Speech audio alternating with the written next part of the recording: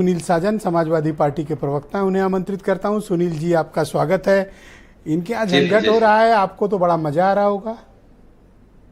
आप वैसे इस दौर से गुजर चुके हैं जब आपकी पार्टी भी 2014 का चुनाव हारी थी, उसके बाद इस पार्टी में कुर्सी को लेकर बड़ी लड़ाई हुई थी। आप उस दौर से गुजर रहे हैं जिसमें इन्होंने अभी प्रवेश लिया है। देखिए ब्रजेश जी, अगर आप इस बात को मान रहे हैं कि हम लोग उस दौर से गुजर चुके हैं, तो जनता ने हम लोगों को सरकार से भी हटा दिया था। तो जिस दौर से भारतीय जनता पार्टी गुजर रही है, लेकिन उस दौर में भी हमारी पार्टी के किसी बड़े नेता ने यह नहीं कहा कि 42 साल के हमारे अनुभव में इतना भ्रष्टाचार कभी नहीं रहा होगा। हमारी सरकार में भ्रष्टाचार नहीं था। हमारा कोई एमएलए ये नहीं कह रहा था कि अगली बार भाजपा जीत जाएगी। हमारा कोई एमएलसी फैसले पर सवाल नहीं खड़ा कर रहा था। ठीक बात है। मैं अभी हीरो वाजपेयी जी को सुन रहा था।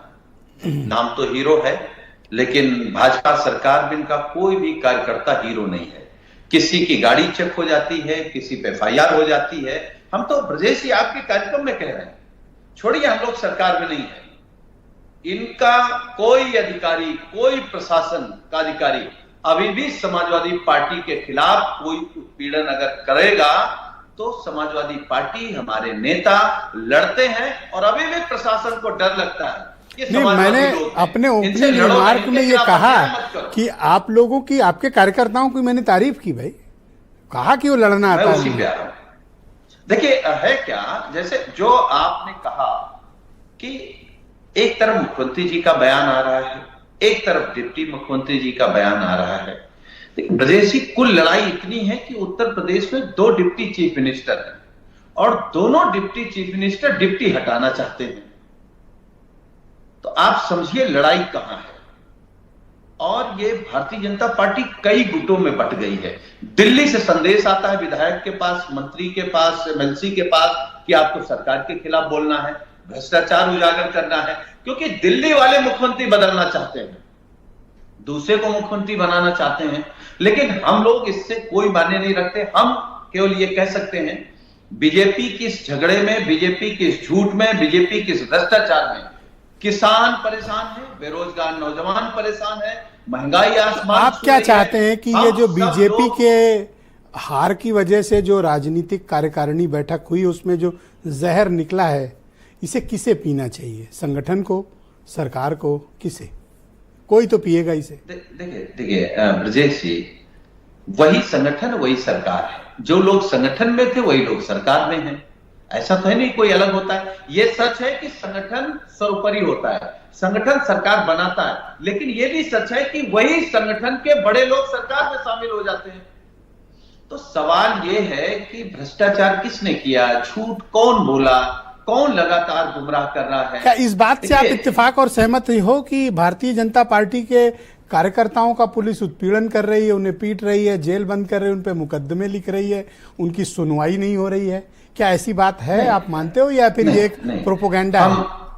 हम इस बात को मानते हैं और इस बात को हमारे नेता माननीय अखिलेश यादव जी ने कई बार कहा कि जो सिस्टम है, आप थाना ले लीजिए, तहसील ले लीजिए, अस्पताल ले लीजिए, लेखपाल से लेकर के डीएम तक, होमगार्ड से लेकर के कप्तान तक, अगर आप पैसे नहीं दे रहे हैं तो आपका काम नहीं हो रहा है। आप बने रहिए भाजपाई, आप बने रहिए आम आदमी, आप बने रहिए आम जनता, लेकिन बिना पैसे के कोई काम नहीं हो रहा। और पूरी लेकिन योगी की सरकार है, इसमें गुंडई की इजाजत किसी राजनीतिक कार्यकर्ता को नहीं है।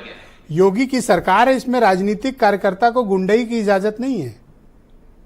नहीं, हम कहां कह रहे हैं गुंडई। हम तो कह रहे हैं हमारा वर्कर अगर कानून तोड़े, गलत काम करे तो आप सजा दीजिए।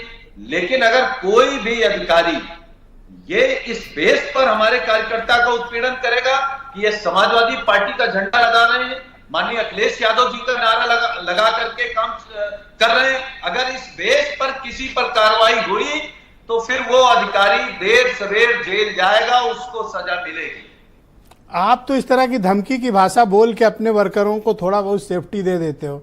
बेचारे बीजेपी वाले क्या करें? नहीं, धमकी नहीं दे रहे ब्रजेश जी, ये धमकी नहीं है।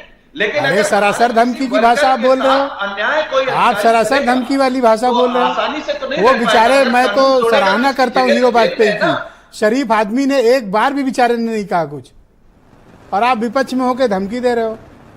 नहीं, धमकी नहीं दे रहे हैं, हम तो आगाह कर रहे हैं उन अधिकारियों को कि वो समाजवादी पार्टी के कार्यकर्ता नेताओं को भारतीय जनता पार्टी का नेता कार्यकर्ता न समझे।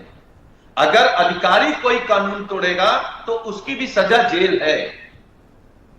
अगर कोई थानेदार हमारे कार्यकर्ता को उत्पीड़न करेगा तो समय एक मिनट अगर आप, गलत तरीके से आपसे उत्पीड़न शायद ये करेगा, बात गलती तो से उसी निकल थाने गई, या से फिर FIR होकर के जेल जाएगा। गलती से निकल गई, या फिर आपने सही बात ये जानबूझकर कही है कि सपा के कार्यकर्ता को बीजेपी का वर्कर ना समझे, हमारा उत्पीड़न ना करें।